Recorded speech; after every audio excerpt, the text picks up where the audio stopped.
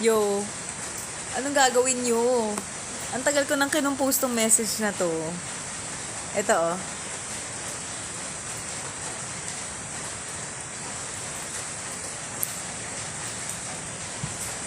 Ay, hindi nakikita? Hindi nakikita? Yeah. Ang tagal ko nang sinulat to. Ang problema lang, hindi ko masend-send.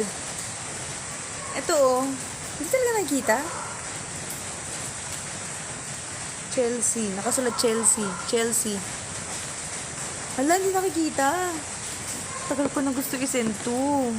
Like, 2 weeks na. 2 weeks na. Hindi ko pa rin siya masend. Ah! Kita mo, may nag-text tuloy sa akin. May nag-text tuloy. Kailan ka uli makapasyal? Kailan daw ulit ako makapasyal? Hello. Reply tayo. Hello. Oh my gosh, ito na-reply natin. Gibuya. Sige. Replyan natin ito, pag-isipan natin. Pero mahina talaga loob ko mag-text eh. Ay, naku, mahina talaga loob ko eh. Alam mo kung malakas talaga loob ko eh. Talagang malakas loob ko eh.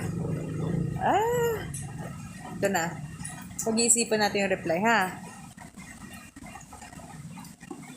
Pero, pagdasal natin, masend ko yung text. No matter what, sana masend ko yung text. Like, no matter what. No matter what.